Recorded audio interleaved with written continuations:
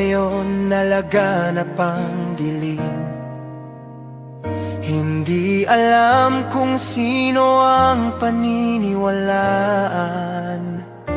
Isang liwanag lang ang sa di tatanglaw, si Kristo Jesus na ating katotohanan.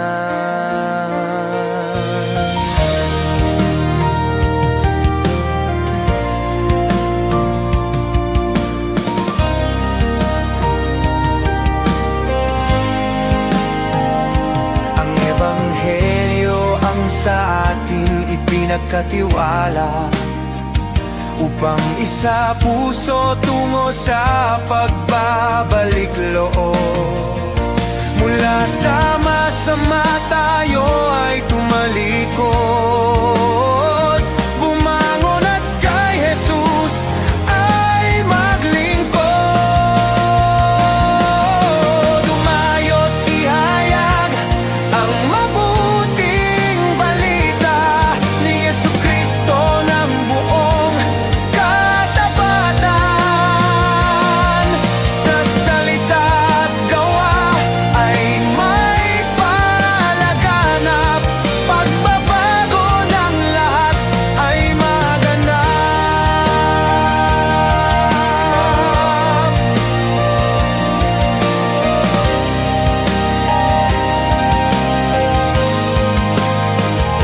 Mga naghahayag at nagsasabuhay ng mabuting balita ng kaligtasan, ang pangunahing kailangan ngayon ng mundo, pananampalataya na tapat at totoo. Humayo't ihayag ang mabuting balita ni Jesucristo ng buong katapatan. Sa salita at gawa ay may palaganap, pagbabago ng lahat ay maganap.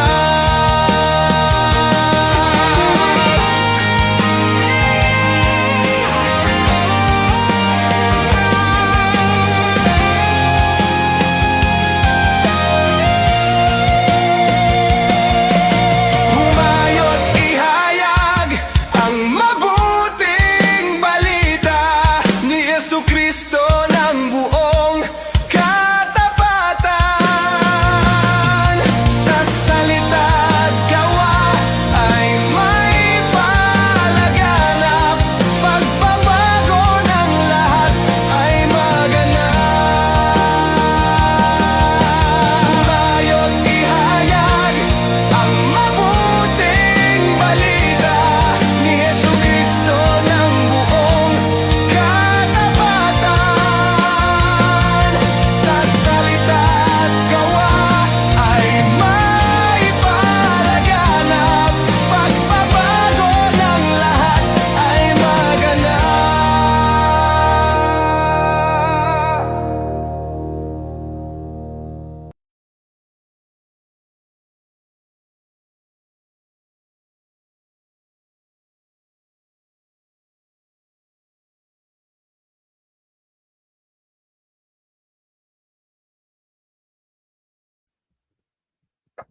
Ayan, Webes na naman ng gabi. Ito po ang OBS, ang Online Bible Study. Kasama po natin si Bishop Bart Santos. Muli po ako po si Brother Eman. Bilang isang komunidad, sama-sama po tayo magnilay sa salita ng Diyos, lalo tigit po sa unang pagbasa sa darating po na linggo. At sa linggo nga po ito, ipagdiriwang po natin ang ika-12 linggo sa karaniwang panahon. Kaya mga ka-OBS Nation, bago po dumating ang linggong iyon, mainam po na pagnilayan natin ang salita ng Diyos nang sa gayon sa atin pong pagsisimba sa darating pong linggo, ito po'y mas maging makabuluhan, mas maging malalim ang atin pong pagninilay. Kaya ibahagi po natin ang ating pong programang ito sa inyo pong mga Facebook wall, gayon din po sa inyong mga community, sa inyo pong mga Facebook group, mga group chat, mga kaibigan. And of course, mga ka-OBS Nation, pagbati na po agad sa ating mga viewers na kasama po natin tonight, katulad ni Brother Jacob Casimiro, na lagi po natin kasama. Good evening po, Brother Jacob. Gayon din po kay Sister Connie de la Cruz. At syempre, narito po si Sister Anita Pinera, Sister Rosemary, and of course, Sister Tesuan Pascual watching from La Jolla Hotel Beach Resort in Bagac, Bataan. Ayan. Good evening po, Sister Tess. At siyempre, kasama po natin si Brother Ipe. Kaya mga ka-OBS Nation, habang kayo po ay nanonood, nagninilay, nakikinig, maaari po ninyong ibahagi ang inyong pong pagninilay sa gabing ito. Tayo rin po ay tinatawagan ng Panginoon na magbahagi ng kanyang salita. At maaari po natin itong gawin sa pamamagitan po ng pagko-comment po ng atin pong mga pagninilay.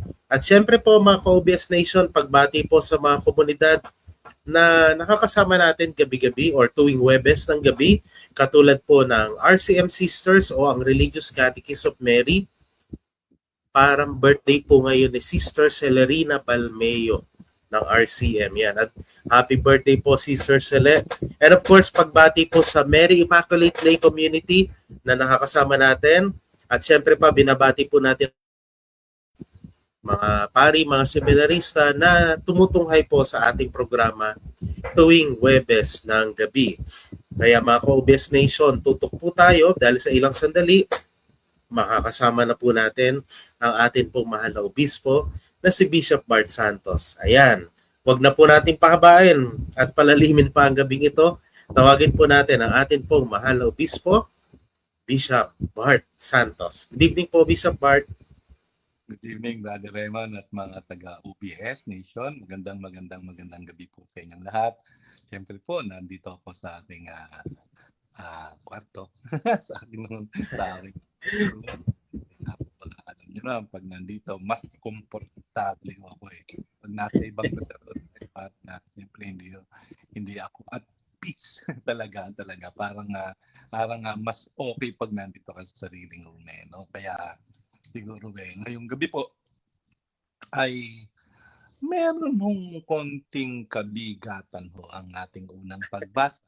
Kaya sana nga ho ay makarelate ho tayo, pero bandang huli makatugon tayo sa tawag ng Diyos na maging isang propeta. Sige, Brother Raymond, basahin mo yung ating unang pagbasa. Ang salita ng Diyos mula sa aklat ni Propeta Jeremias. Narinig kong nagbubulungan ang karamihan. Tinagurian nila akong kilabot saan man. Sinasabi nila, isuplong natin. Pati matalik kong kaibigay naghahangad ng aking kapahamakan. Wika pa nila, marahil ay malilin lang natin siya. Pagkatapos, dakpin natin at paghigantihan. Subalit ikay nasa panig ko poon. Malakas ka't makapangyarihan. Madara pa ang lahat ng umuusig sa akin. Hindi sila magtatagumpay kailanman. Mapapahiya sila sapagkat hindi sila magwawagi. Mapapahiya sila habang panahon at ito'y hindi na makalilimutan. Makatarungan ka kung sumubok sa mga tao. Poon, Diyos na makapangyarihan. Alam mo ang laman ng kanilang mga puso't isip, kaya't ikaw ang maghiganti sa mga kaaway ko. Ipinagkakatiwala ko sa mga kamay mo ang aking kapakanan. Awitan ninyo ang Panginoon, inyong purihin ang poon, sapagkat iniligtas niya ang mga api mula sa kamay ng mga gumagawa ng masama. Ang salita ng Diyos. Maraming salamat, Brother Eman, sa pagbasa nitong isa sa pinaka matatawag ho nating malungkot na bahagi ng aklat ng mga propeta. Alam niyo, malalaman niyo kung bakit, Brother Eman, mga taga-OBS, na itong Jeremiah 20 ang isa sa pinakamalungkot na bahagi po ng aklat ng mga propeta. Ano po? Ngayon, no, sa title slide pa lang po, kinuha ko po talaga yung ika-11 versikulo, yung "But the Lord is with me like a mighty champion." Tandaan niyo, ang gusto kong tandaan niyo rito yung but. Bakit may conjunction? Hindi mo ba yung pag ginamit kasi but, ibig sabihin may nangyayaring hindi mo gusto. Pero, parang gano'n yan, no? Pero, no, parang napakahirap na nangyayari sa akin. Pero, ayan, no. Kaya kinuha ko ito kasi alam niyo yung expression ho na ito ni Jeremiah ay malalaman niyo po na napakahalaga doon lang ho sa yung paglipat po, no, yung kumbaga mula sa hirap na hirap papunta po sa tiwalang-tiwala siya. Kaya itong "But the Lord is with me" is very very important expression of the prophet na dapat po ay maging bukang bibig din ho natin, ano, na kahit anong mangyari sa atin, sasabihin natin, pero alam ko na sa akin ng Diyos. Yan, gano'n na. Tingnan natin mga susunod na slide. Susunod na slide, ito yung Filipino-Tagalog version para po sa first reading. Sa darating na linggo, medyo papaalalahanan ko, sana makarating ito sa mga first readers of this coming Sunday, ano po, na hindi ko naman sasabing damahin ninyo, kundi basahin niyo po yung buong chapter 20. Kapag ang babasahin lang naman po 10 to 13, ano po, ilang bersikulo lang ho yun. Mula ho dun sa chapter 20 hanggang sa dulo, kailangan parang maramdaman ho ninyo pag binasa ninyo para sa mga tao. Hindi nyo lang ho binasa, kundi parang sana madinig nila si Jeremiah sa kanyang sinasabi. Ano po? Yung next slide po is the English version. Ano po? At ganun din naman ho, para ho sa mga first readers po ng English masses, kinakailangan din nung basahin yung buong chapter 20 sapagkat being lectors, being readers of the Word of God, minsan ho ay maramdaman nyo yung pagiging propeta ay baka naman sumobrang pagkaka-relate ninyo yung maluha kayo sa first reading. Huwag naman umabot sa ganun. Brother Raymond, minsan may nangyayaring ganun, masyadong nadala. Magugulat na lang yung pare, ba't siya lumuluha na? Kasi masyadong nadala ng hindi man sumobra. Masyadong nagnilay, masyadong na-absorb po yung meaning ng first reading o ng second reading. O minsan kahit salmista napapaluha. Pero okay sa akin walang problema. Alam, baka yung mga tao baka sabihin, ano yun, may dinadala ba siya? Alam niya yung mga ganun. Pero ganun pa man, sana po ito po mahalaga po ito sa mga lectors at sa mga tagabasa po ng salita ng Diyos. Ngayon, yung susunod pong slide ay a little background. Parang lagi natin ginagawang text behind. A little background of Jeremiah. Chapter 20 po ito. Ano po? Nakalagay po dyan, Jeremiah known as the weeping prophet. Kung titingnan niyo yung umpisa ni Jeremiah, di ba? Ayaw niya, di ba? Tinatawag siya ni Lord. Sabi niya, ako, bata pa po. Huwag mo sabihin bata nga. Mula pa sa sinapupunan ng nanay mo, tinawag na kita. Pero doon pa lang sa umpisa, sinabi na sa kanya yung positive, negative, yung light and darkness, yung tuwa at hirap ng gagawin niya bilang isang propeta. Kaya kumbaga sa umpisa ng Jeremiah sa chapter 1 pa lang, may vision mission yung gagawin. Ano po? Ito ang chapter 20, ganun pa rin nakalagay. Ano po? Known as the weeping prophet, lived during a tumultuous period in Judah's history, just before the Babylonian exile. His prophetic ministry began in the 13th year of King Josiah's reign, around 627 before the coming of Christ, and continued through the fall of Jerusalem in 586. The political, social, and religious corruption prevalent during this time significantly influenced his messages and experiences. Uulitin ko yung last line uulitin ko tingnan nyo ito Ito ay year 627 before the coming of Jesus Christ. Ano po? Ito ang sinasabi. The political, social, and religious corruption prevalent during this time significantly influenced his messages and experiences. Mga kapatid, nakaka-relate na, Brother Eman, ito ay 600 years before the coming of the Lord Jesus Christ. Nangyayari na. 2,000 years after the death and resurrection of Christ, parang nangyayari pa rin parang tingnan ganong ka-vibrant, ganong ka-buhay po ang salita ng Diyos na kahit ito isinulat na noong pa 2,600 years ago. Pero bakit relevant pa rin siya, no? Sige po, tingnan po natin. Susunod na slide. Kailangan lagay muna natin sa context. Ano po? Pag binasa niyo po yung Jeremiah chapter 20, kung may Bible po kayo, buksan niyo sa Jeremiah chapter 20. Yung first 6 verses po ay narrative. Ibig sabihin, kinukwento ng konti po. Ano ba yung nangyayari? Sino ba yung kaaway ni Jeremiah? Ano po? Sino ba yung mga nagpapahirap ng kanyang buhay? Ano po? Masakit ko man sabihin pari po yung yung pari. Ano po? Si Pasur. Ano po? Isang saserdote. Siya po yung sinabihan niya. Si Jeremiah kinulong nila. No, pinabugbog. Tingnan nyo naman, babasahin ko ba? Brother Eman, mga taga-OBS. Si Pasur na anak ni Emer, isang saserdote, ang pinakapuno ng mga naglilingkod sa templo noon. Narinig niya ang pahayag ni Jeremias. Narinig niya, kaya ipinabugbog siya. OMG. Ipinangaw ang paa at kamay. Nilagyan ng posa. Magdamag na ipinabilanggo sa tanan. Ngayon, kinamagahan ng chef, pinalaya kumbaga ho.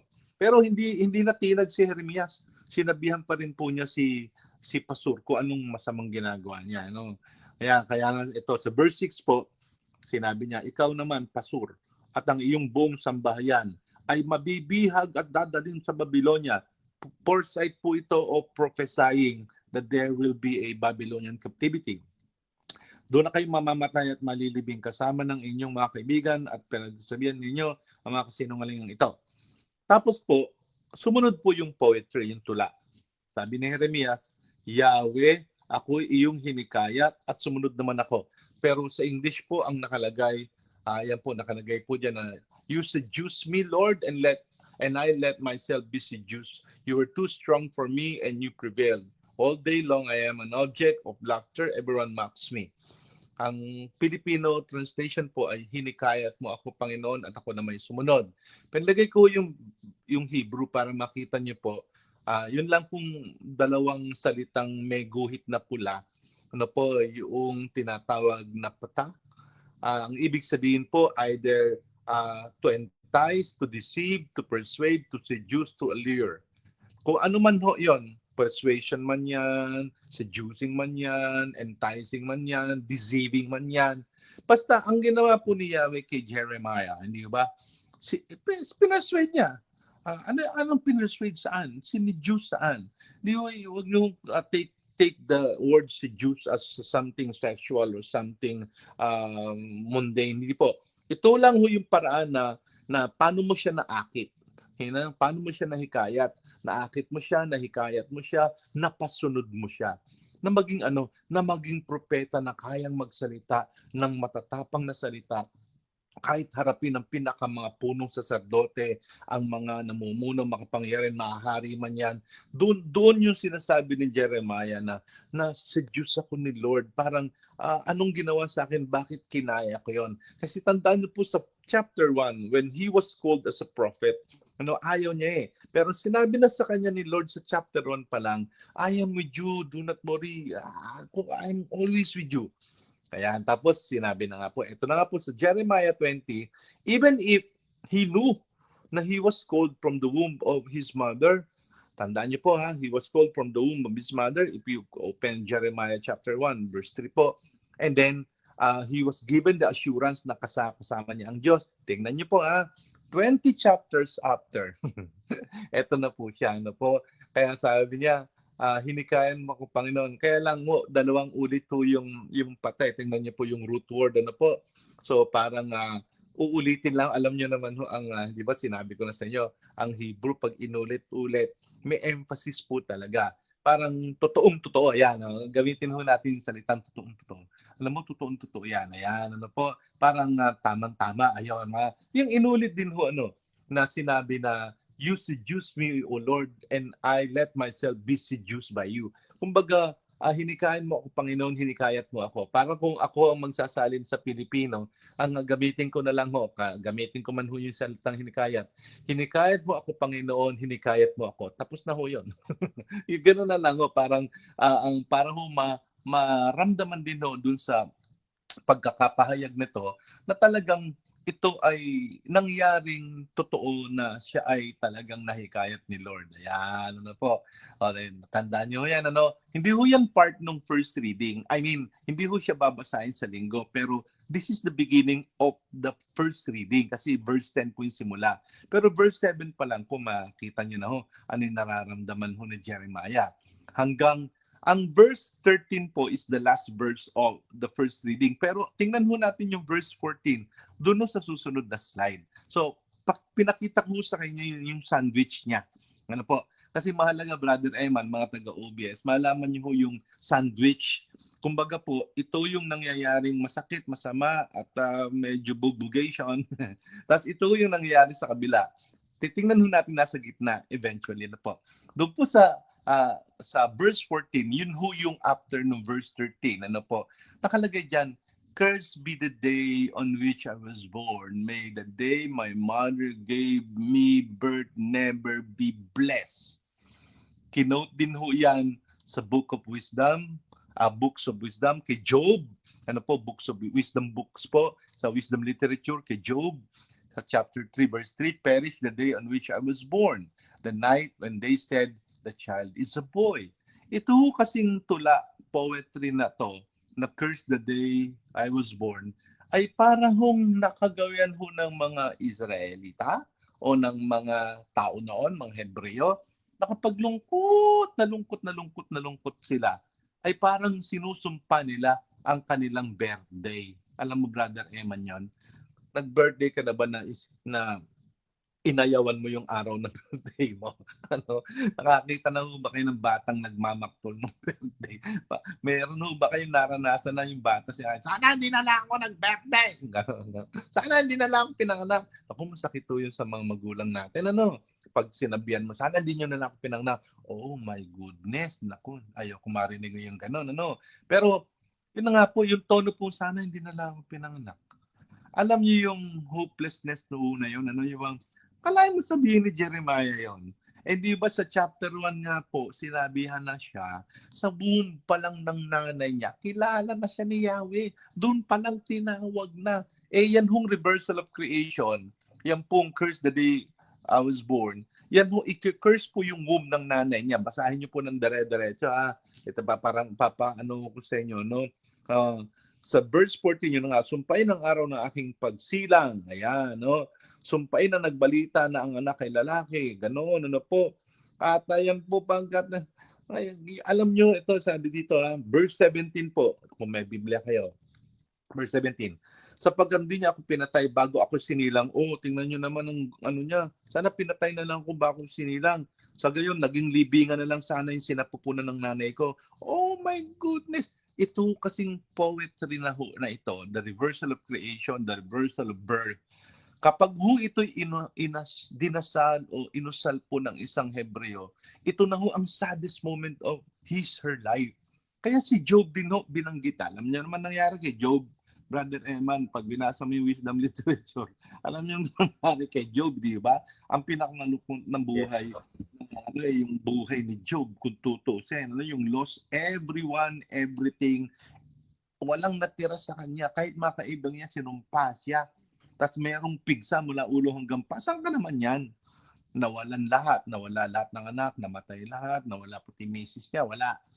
Kayamanan, sunog lahat, wala lang natira. Tapos, binigyan pa siya ng pigsa mula ulo hanggang paa. Ano ba naman yung buhay na yon? Ano? Hindi ka ba talaga susumpa niya? Kasi sabi, ang unang bumukas sa bibig ni Job sa chapter 3, "Curse the day I was born." Biruin niyo. Kasi nga po, ito pong literatura na ito pong reversal of birth or creation, is a poetry, is a song maybe, ano po, na pag inusal po ng isang tao, iyon ho ang pinakamalungkot na bahagi ng kanyang buhay. Kaya ho itong Jeremiah 20, Brother Emma, mga taga-OBS, sinasabi ko sa inyo kanina, ito ang pinakamabigat. Dapat ito maramdaman nyo, bakit nagkaganon si Jeremiah? Kawawa, maaawa. Parang sa pagbabasa ho natin, maramdaman man lang ho natin, why is he really so sad? Ano po, parang hindi na lang sana ako pinanganak. Pero tandaan nyo ito, yun sinasabi nila na yon is a kind of lament. Pero alam nyo naman po na ang lament won't end in lament. Lament always and always and always end that God is with me. Tingnan nyo yan sige, usad na ho tayo. Tingnan lang ho natin ngayon. Sabi ko sa inyo, verse 7 and verse 14, siya po yung tinapay. Ano po yung nasa pagitan? Verse 10 and verse 13. Yun ho yung pinili ng leksyonaryo na ipinapahayag ho sa atin dito ho sa ating unang pagbasa sa darating na linggo. Ngayon, tingnan ho natin itong susunod na slide. Ito po. Sa verse 10, ito ang sabi naman niya, yes, I hear the whispering of many. Terror on every side. Denounce. Let us denounce him. All those who were my friends are on the watch for any misstep of mine. Perhaps he can be tricked. Then he will prevail. We will prevail and take a revenge on him. Ayan, hirap. Ito sa comment ko ito. Hirap, hirap harapin ang mga nagbubulong-bulungan na ang hangad ay mapasama ang propeta at lingkod ng Diyos. Comment ko ito. Ang hirap naman talaga yung nagbubulong-bulungan. Nakaranas na ba kayo na kayo pinagbubulong-bulungan na alam nyo negative yung sinasabi?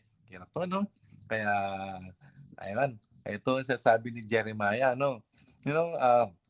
nadidinig niya, parang they are thinking of bad, mapahamak siya, madapa sa. Nakalagay, sabi na yung mga kaibigan niya, all those who were my friends are on the watch for any misstep. Paano ba sinteng Basahin nga. Paano ba yung first reading na? Handali po Isuplong natin, pati matatalik kong kaibigay naghahangad ng aking kapahamakan lang ang sinabi. Pero doon po talaga sa Hebrew, hindi ko nilagay dyan. Nakalagay po talaga parang, intay natin na bada pa siya. Yung misstep of mine. Alam niyo yun, totoo pala yun, sana madaba ka. Alam niyo yung gano'n na sabihin, sana mapahama ka. Parang, sana matiso, sana madaba ka. Madapa ka sana dyan, Parang alam niyo yung hirap, sino ba nagsabi? Mga kaibigan niya. So, wala na wala na rin siyang kakampi, mga kaibigan. Sino dinidenounce niya? The kings, sino dinidenounce niya? The priests, oh my goodness. Kaya talaga mabugbog talaga si Jeremiah. Lahat na lang, Kasi nga, totoo yung sinasabi niya. If you read previous chapters po, he has been warning these people. They were being warned by Jeremiah to go back to God, but they don't. Ayaw nila. Ayaw nilang maniwala kay Jeremiah. In verse 11-13, tingnan po natin. Next slide, please. The prophet Jeremiah seeks solace. Ito yung background po ng 11-13. Medyo background lang muna po. Now, seek solace and confidence in the presence of the Lord amid this deep anguish and despair. This passage highlights a significant transition from Jeremiah's personal struggle to affirmation of God's presence, protection, and justice. Ayan po, tandaan niyo po yan. Tingnan niyo po. Parang pag pinagmasdan niyo yung nangyayari kay Jeremiah, siyempre yung curse, yung hirap, pero magta-transform po. Ito yung title natin. Next slide, please. Ayan. Sasabihin na dyan but, ayan na. But, yung context ng bakit ko kanina sinasabi sa inyo na suddenly merong transition, merong pagpapalitan ng emosyon, kumbaga nakalagay dyan. But the Lord is with me like a mighty champion. My persecutors will stumble. Sila naman madadapa. Tingnan nyo ito, Brother Ayan, taga-OBN. Sabi ng mga kaway, madapa ka sana. Sabi naman ni Jeremiah, nasa akin ang Diyos. kayo ang madadapa. Alam niyo yan, ano? Kung ano yung sinasabi nila sa bulong, sinasabi naman ni Jeremiah sa dasal. Kasi, ito to, tingnan niyo po, ina-affirm niya, no? The Lord is with me, like a mighty champion, my persecutors will stumble, they will not prevail. In their failure, they will be put to utter shame, to lasting unforgettable confusion. O yun, tingnan niyo po yun ha. Parang alam ni Jeremias na pag nasa kanya ang Panginoon, yung ibinubulong-bulong sa kanya ang kapahamakan sa kanila mapupunta. Ayokong tawagin tong karma.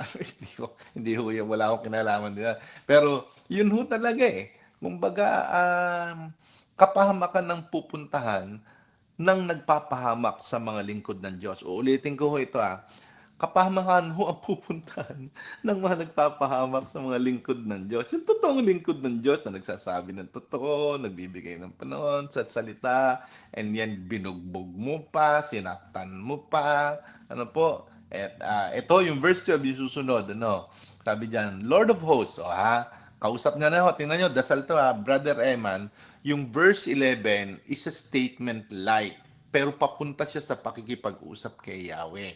Kaya yung verse 12 po, tingnan nyo po ang kanyang tawag kay Yahweh.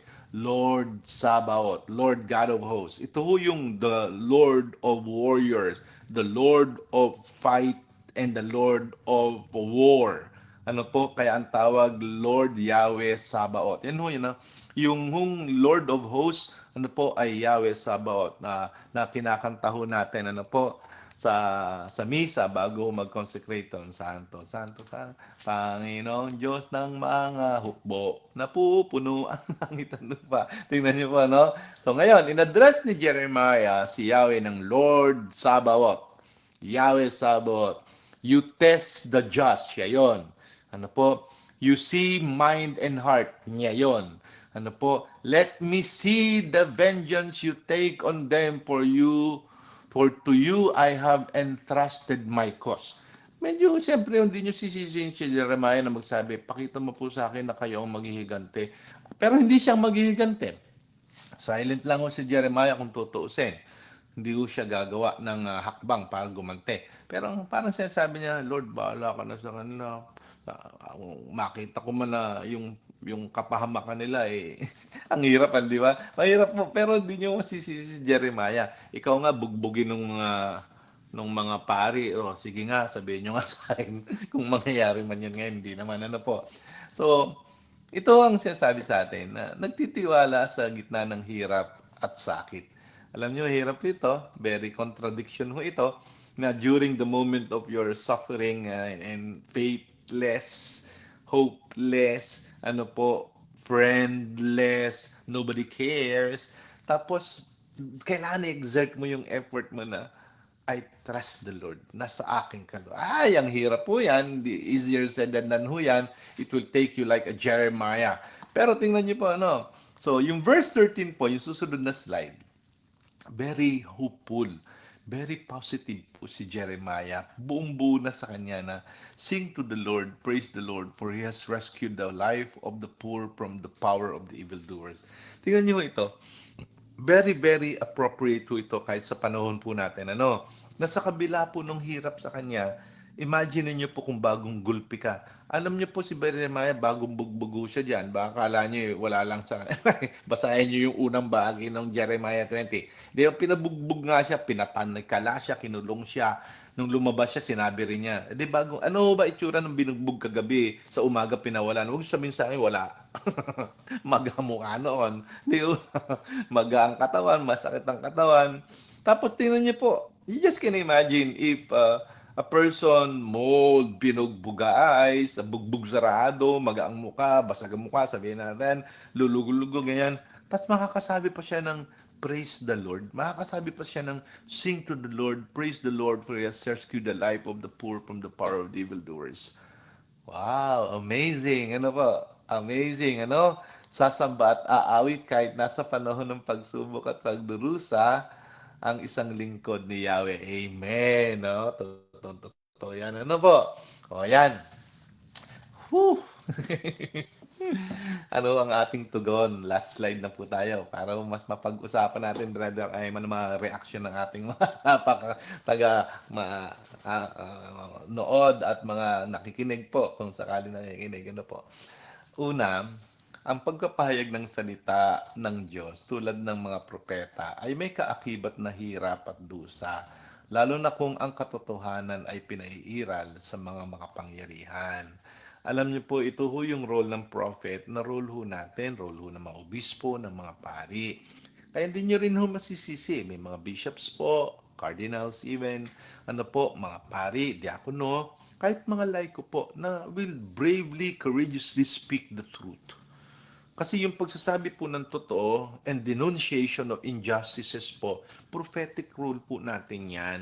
Hindi po natin basta-basta palampasin, wala lang yan. Hindi po eh. Kailangan ho talaga ay nakikibahagi tayo sa prophetic role na ito na sabihin ho natin yung dapat malaman at totoo.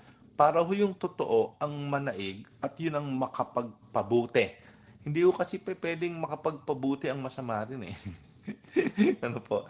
Kaya nga ho, yung ito, no, yung parang tinuturuan ho tayo ni Jeremiah, ano, na huwag tayo matakot magsabi ng totoo, lalo na kung denunciation of injustices po ito, ano po. So, the denunciation of injustices will really put us in a bad limelight. Lalo na po ang lalabanan makapangyarihan. Tingnan niyo po, marami yung ano. Pero marami po akong hinahanga ang mga Kristiyano at Katoliko, ano po, na bravely denouncing injustices and bravely facing even the most powerful. Ano po, alam niyo hong may mga bishops pong ganyan, may mga pari pong ganyan, may mga madre din hong ganyan, may mga laiko rin hong ganyan. May mga leaders din ho tayo sa gobyerno na kahit papaano po pinagsusumikapan ho nilang maging totoo. Ano? Yun nga lang, parang ang nananaig pa yung mga hindi nga ewan, ang hirap po, no? Ang hirap. Pero yun ho eh, bilang Kristiyano, bilang Katoliko, sabihin na natin, bilang nagpapayag ng salita ng Diyos, we really have to fight for justice. Ayan, ano po. Not only through speaking the word of God, but also speaking the word of truth. Ayan, ano. So, pangalawa po, tayong lahat ay makikibahagi sa pagiging propeta ni Jesus, as I've said. Kaya hindi natin ikukubli ang katotohanan, bagkus ito ay buong tapang nating ihahayag. Sinabi ko po ito dahil yung ating pong gospel this coming Sunday from the Gospel of Mark, chapter 10, eh yun ang sinasabi sa atin, dapat daw yung nakukubli ay maihayag, yung lihim. Ang ibig sabihin ho nito, yun nung gospel, ano po, it is in the context of proclaiming the gospel na yung sinabi sa dilim, ulitin sa liwanag, ibinulong, ipagsigawan, yung nakatago, ilantad. Gospel po ito ha, hindi ho ito chismis ha, hindi ito kasiraan. Huwag nyo i-misquote itong chapter 10 ni Matthew pala, chapter 10 ni Matthew, verse 26-27. Ano? Ito ay all about the gospel because this is about preaching the gospel. Ano? Kaya po, wag daw matakot kasi during those time pag nag-preach ka ng gospel you might be endangering your life, papatayin ka po ng mga persecution. Pero sabi ng Panginoon, wag niyo katakutan yung mga pumapatay ng katawan pero hindi naman nakakapatay ng kaluluwa. Kaya makatakutan nyo yung nakakapatay ng both kaluluwa and katawan at pinadadala sa impyerno. Ayan, ang sabi nga niya rito, yung Maya nga ay naipagbibili ng dalawang pere. Yan hindi ba alam ng Panginoon yon pag nalaglag sila? Alam ni Lord yun. Buhok nyo nga, hindi nyo nga nabibilang. Si Lord, alam niya kung ilan buhok nyo. Why worry? Yun ang alam gusto sabihin ng Panginoon through Matthew, no? Na dahil kay Kristo tayo, huwag tayong mag-alala, no? Huwag tayong mag-alala. Never be worried. Even if we have to face persecution and death. Pangatlo po, mapapatunayan natin ang tiwala sa Diyos kung ito ay atin pa ring tataglayin sa panahon ng hirap at kawalan ng pag-asa. Ironically po naman talaga, you will be able to test your trust if there is no other way to live anymore. You will be able to test your trust in the Lord if there's no hope anymore and you have lost everything. Parang tinan niyo po si Jeremiah, no? he underwent, nagdaan po siya sa pagkakataong ayaw na niya ring mabuhay. Kumbaga, noon pa lang ho, may mental health issues na. Kahit sa pagdarasal, ano po. Ay, tingnan nyo. Pero pag tinignan nyo nga, bakit sinandwich ho yung, yung trust and praise to the Lord? Nasa pagitan po, nasa gitna po siya, no, napapagitnaan po siya. Ano po? Kumbaga, yung verse 7 to 10, ano po, yung verse 14 and up, ano po, parang very negative po, yung pong unang bahagi, yung nangyayari na parang pakiramdam niya, hinikayat lang sila ng Lord, parang dinala ako ni Lord sa kapahamakan, dinala niya ako sa hirap, sinidyos mo ako Lord, sumunod naman ako sa iyo, pinahirapan nila ako. Tapos, sinabi niya po yung verse 10 and 13. Tapos pagkaraan noon, sana dinala ako sinilang. Tingnan niyo yung sandwich, pero tingnan niyo yung gitna. Kumbaga, ang larawan mo sa atin even if you are in the midst of suffering, hopelessness, and nothingness, doon natin talaga mapatutunayan na ang Diyos ay nasa piling natin. In our desert time of life, in our arid, sabi nga, yung tuyong ang buhay mo, doon mo mapatutunayan, in contradiction, na nandyan ako. Sabi ng Panginoon, andyan ako sa iyo. I am with you. Doon natin masasabi na nasa akin ang Panginoon, siya yung champion ko. Tingnan niyo yung encouragement na yun, Sana makita ho sana makita ho sa Sunday ng lahat ng nagsisimba yon. Very relevant po, Kung makarating lang ho sana sa mga parish priest ninyo. Sana ganun, Both the gospel and the first reading will really complement. And it will really bring us through the relevancy of our situation, political situation, especially in our country po. Kaya sana, yung ganun po, parang yung Jeremiah way, kahit napakahirap, napakahirap po. Hindi naman ho dapat matakot, po. Para maging inspiration din ho ito kahit po sa mga political leaders po natin o sa mga leaders po natin simbahan, sa mga leaders po natin sa ating pong pamayanan, na talagang if the Lord God is with us, then who can really be against us? Simple po yan, Pero talagang patunayan lang ho natin na talagang tapat tayo, hirap din naman ho kung may ibabalibag din ho pabalik sa amin, parang yung locust talking, mga ganun, po.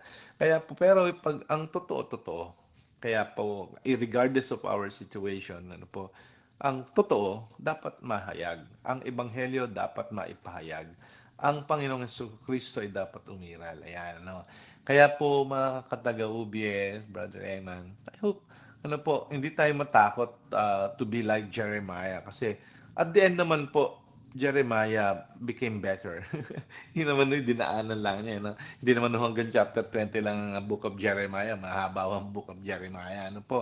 And at the end, naging fulfilling naman.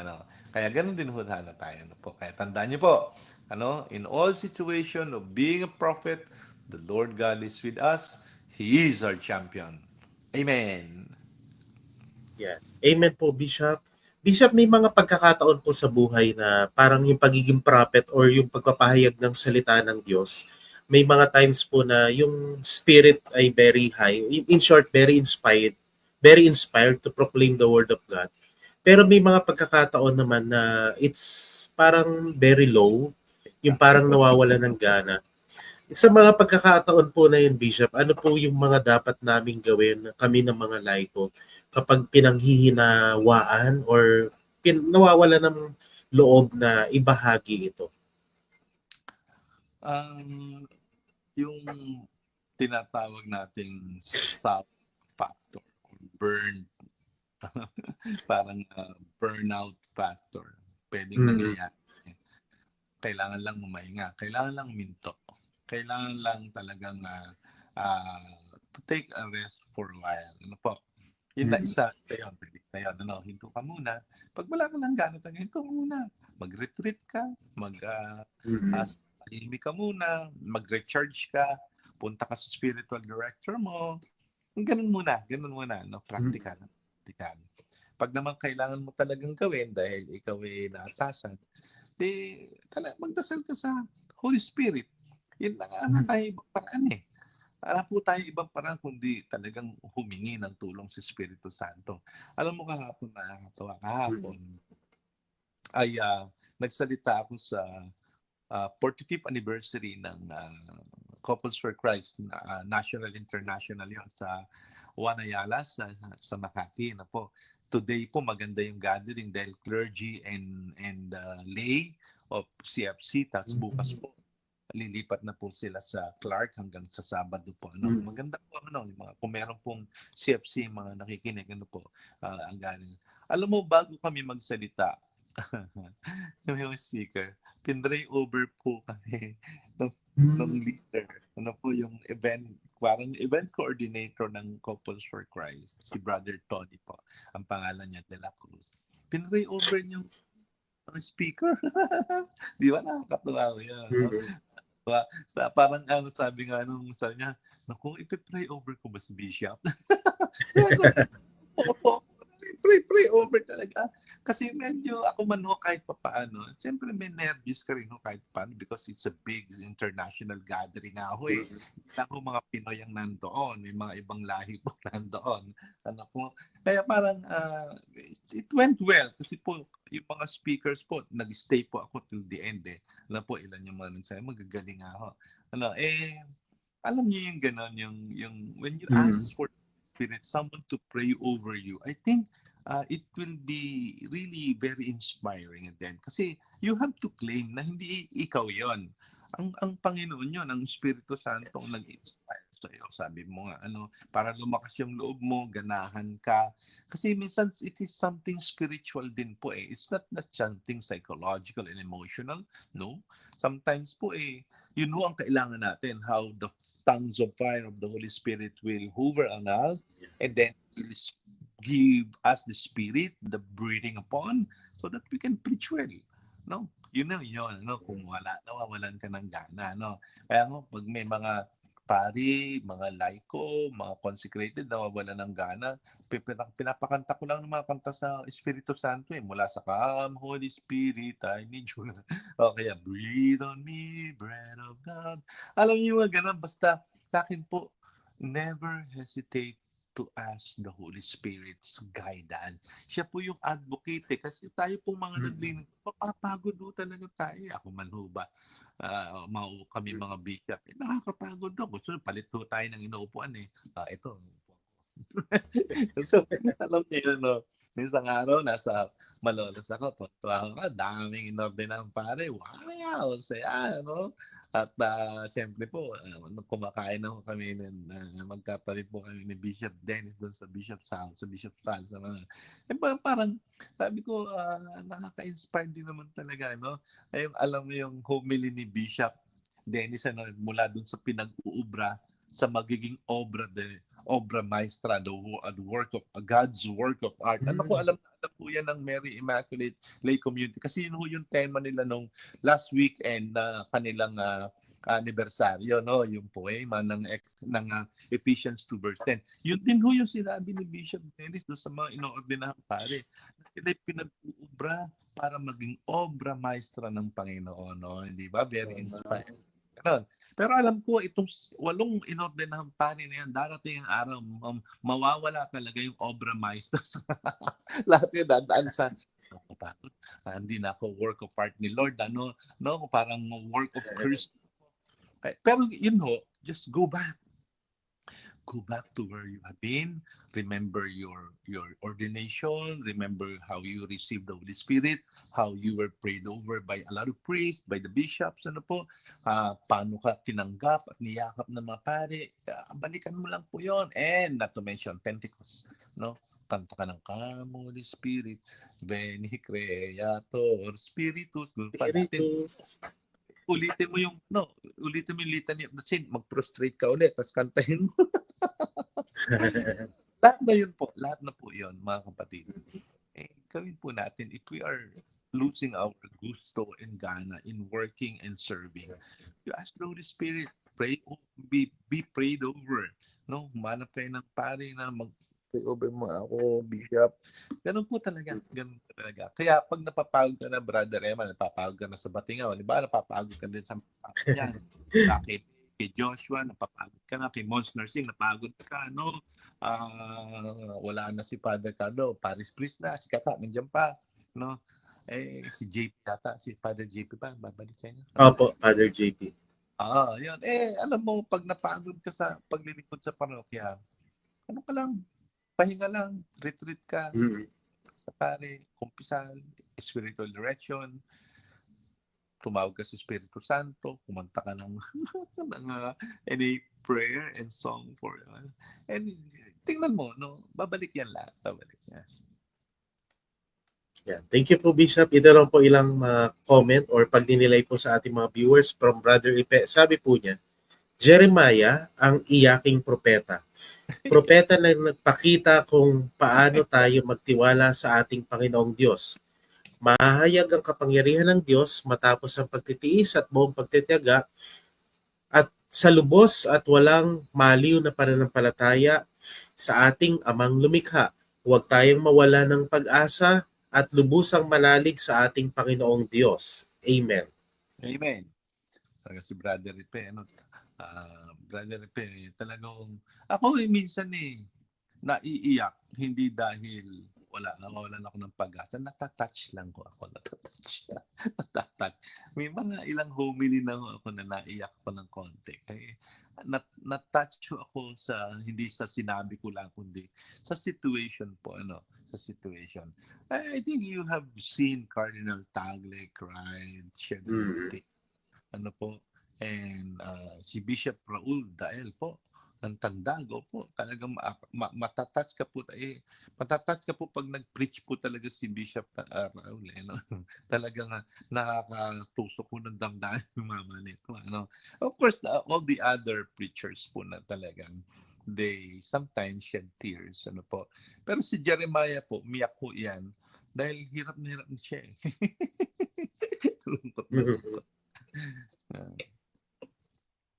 Yeah, thank you po, Bishop. Ito lang po, Bishop, si Brother Jacob. Ayun, binalikan lang po niya yung pagbasa noong June 25, 2023, 12 Sunday in Ordinary Time. Same reading po tayo noong June 25, 2023. Thank you po, Brother Jacob.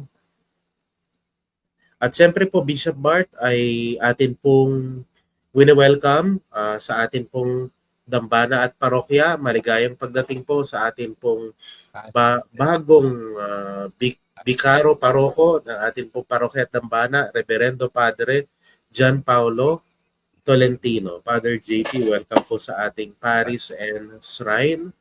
At siyempre po, Bishop, tuloy-tuloy ko na po, binabati po natin ang ating pong rektor at parish priest po, Monsignor Narciso Sampana. Gayon din po kay Father Francis Cortez at ito nga po kay Father JP. Siyempre po, pagbati rin po kay Sister Beet Benevides. Good evening po. Ayun, ito. So, lahat po ng, hindi ko na alam kung hanggang saan na ba yung mga nakikinig, At, pero di man natin mabanggit, ang mas mahalaga na kayo ay nalalaman ni Lord na nakikinig ng salita ng Diyos. At ito naman ating ginagawa ay isang uri ng pakikipagtagpo sa Panginoon. Alam mo, Brother Eman, ang ating Bible study or ang ating ginagawang Huwebes ng gabi, sa matagal na panahon, oras din natin ng paglalaan. Ako, ramdam ko naman na God is providing us the Spirit for this. And nakakatulong ng malaki sa akin dahil kumbaga Huwebes pa lang parang alam ko na yung sermon ko sa linggo. Kung alam ko na kung saan manggagaling. Parang nakakatulong ng malaki kasi laan po ako ng panahon talaga, sinisikap ko po. Totoo lang, wag ko kayo maingit sa akin. Ginawa ko, honestly ito, Brother Eman, ay honest to God. Ginawa ko yung na yan, sa tabi ng dagat ako kanina. Hindi ko lang pinakita ko ng sunset kanina na naglaro ko yung dilim-liwanag. Parang alam na sumuliyap yung araw. Parang sabi sa akin, hi, tapos lumubog na ulit siya. Yung ganun, hindi ko lang maipasa yung picture. Pero that was really inspiring.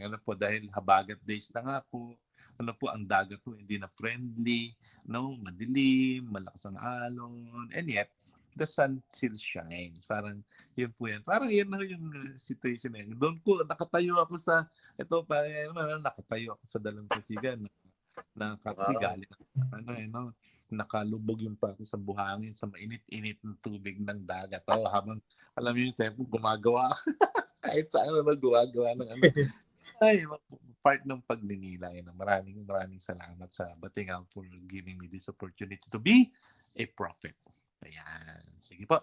Tayo po'y manalangin. Sa ngalan ng Ama, ng Espiritu Santo. Amen. Ama namin mapagmahal, maraming salamat po sa patuloy niyong pagbibigay sa amin ng lakas at inspirasyon sa pamamagitan po ng Espiritu Santo na lagi pong gumagabay sa amin, nagbibigay ng lakas sa amin upang ang mabuting balita ng inyong pong bugtong na anak ay hindi lang naman po namin maipahayag kundi bagus sa aming maisabuhay. Tulungan niyo po ang mga naglilingkod sa salita ng Diyos, ang mga misyonero, misyonera. Tulungan niyo po ang mga naglilingkod upang ang mabuting balita ay maipalaganap kahit saan. Sa kabila po ng hirap at dusa na kanilang dinaranas, huwag po sana silang mawawala ng pag-asa at mawawala ng gana. Sa kabila ng lahat ng ito, alam po namin na ang patnubay niyo po ay laging nandiyan at hindi naman nagpapabayaan. Sumayin niyo ang Panginoon. At sumayo rin. Diyos Ama, at Anak, at Espiritu Santo. Amen. Amen. Salamat po. Maganda. Thank you po, Bishop Bart. Maraming salamat po. See you on Thursday. Muli po mga ka-OBS Nation, maraming salamat po sa inyong lahat na naging bahagi po ng ating programa for tonight. Salamat po of course, kay Brother Ipe. Salamat po. Brother Jacob Casimiro, thank you so much. Sister Liberty Mangulabnan, Sarah Quintas, of course, kay Sister Tessuan Pascual. Ngayon din po kay Sister Mercy to, salamat po. Kay Carmelita Bernardo, salamat. SJ Ingusan, thank you po. Ayan po kay Sister Rose Mali, Sister Anita Pinera, Sister Connie de la Cruz, sa Mary Immaculate Lay Community, sa RCM Sisters, muli happy birthday po kay Sister Celerina Balmeo. Ayan, maraming salamat po mga ka-OBS Nation. Magkita-kita po muli tayo sa susunod na OBS sa ating pong programa, Pagnilayan, pag-aralan natin ang salita ng Diyos, nang sa gayon tayo'y makapiling ng ating Panginoon.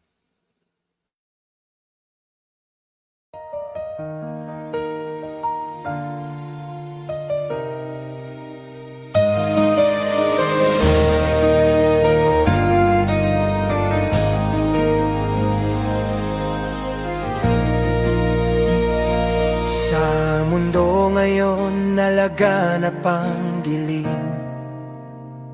Hindi alam kung sino ang paniniwalaan. Isang liwanag lang ang sa titatanglaw, si Kristo Jesus na ating katotohanan.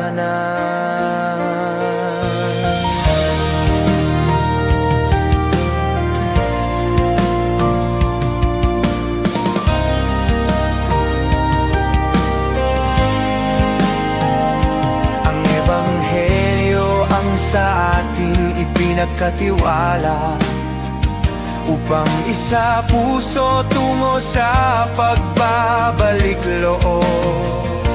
Mula sa masama tayo ay tumalikod, bumangon at kay Jesus ay maglingkod. Umayo't ihayag ang mabuting balita ni Jesucristo ng buong katapatan. Sa salita at gawa ay may palaganap, pagbabago ng lahat ay maganap.